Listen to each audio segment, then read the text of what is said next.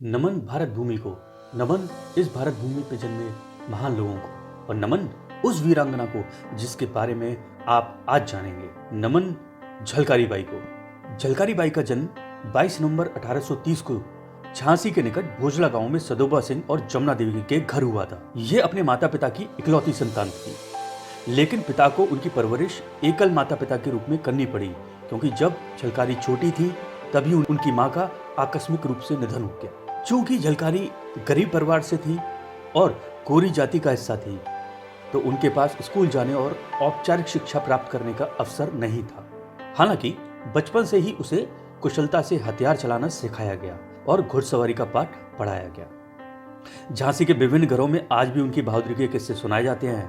कहा जाता है कि एक बार जब डकैतों ने गांव में रहने वाले एक व्यापारी के घर पर धावा बोलने की कोशिश की तो झलकारी ने उन्हें भगा दिया। और कहा तो ये भी जाता है कि जंगल में एक बार जानवर ने उन पर हमला करने की कोशिश की तो उन्होंने अपनी कुल्हाड़ी से एक बाघ को मार डाला। झलकारी रानी लक्ष्मीबाई से कभी मिली नहीं थी और न ही मिल पाती यदि रानी की सेना में एक सैनिक पूरन सिंह से उनकी सगाई नहीं हुई होती तो।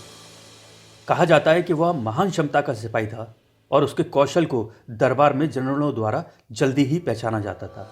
हुआ कुछ इस तरह कि गौरी पूजा के दौरान झलकारी गांव की कई महिलाओं के साथ किले में गई थी और वहां पर झांसी की रानी ने उन्हें देखा और समझा कि झलकारी बाई और उनमें काफी हद तक कई समानताएं थीं।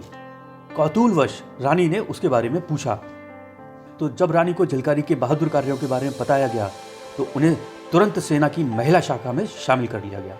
यहाँ उसे तोपों को चलाने और प्रज्वलित करने का प्रशिक्षण दिया गया था, क्योंकि सेना ब्रिटिश आक्रमण की तैयारी कर रही थी। 1857 की लड़ाई भारत में सब जानते हैं।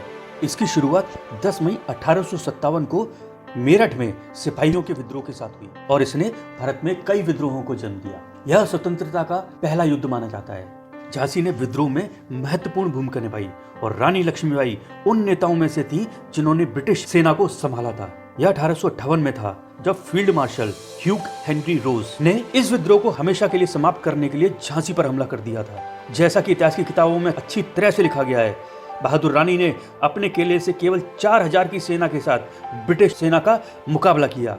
वह लंबे समय तक किले पर टिकी रह सकती थी, लेकिन उनके अपने कमांडरों में से एक ने उन्हें धोखा दे दिया, जिससे उनकी हार आसान हो गई।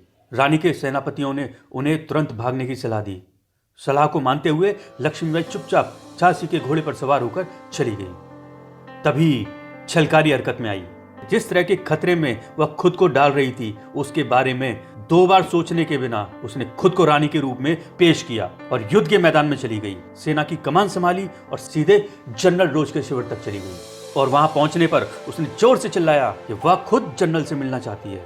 हालांकि यह योजना दुश्मन सेना को खाड़ी में रखने और रानी को पकड़ने से बचने और नुकसान के रास्ते से बाहर निकलने के लिए और अधिक समय देने के लिए थी। रानी के साथ उसकी समानता को देखते हुए इसने ब्रिटिश सेना को प्रभावी रूप से भ्रमित कर दिया, जो माना जाता है कि कम से कम एक दिन के लिए उसके कृत्य में शामिल हो गए। बुंदेलखंड की किंवदंती के अनुसार जब जनरल ने झलकारी बाई को रानी समझते हुए उससे पूछा कि उसे क्या दंड दिया जाना चाहिए, तो झलकारी ने आंखों में देखा और बोला कि उसे फांसी दे दी जाए।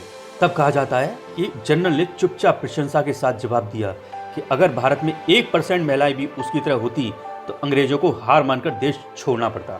एक दिन बाद ही जब दूला जू नाम के एक व्यक्ति ने झलकारी की पहचान की तो अंग्रेजों को धोखे का पता चला। उनकी मौत को लेकर काफी भ्रम है। कुछ खातों में उनकी मृत्यु का वर्ष 1958 बताया गया है और कुछ खातों में कहा गया है कि उन्हें मुक्त कर दिया गया था और बाद में उन्होंने एक लंबा जीवन व्यतीत किया। देश के लिए अपने इसी जुनून और जज्बे के लिए झलकारी बाई हमेशा इतिहास के पन्नों में अमर रहेंगी। तो गर्व कीजिए ऐसे देशभक्त, ऐसी वीरांगना झलकारी बाई पर, महान देश भारत पर और अपने आप पर कि आप इस देश की संतान हैं। नमस्कार।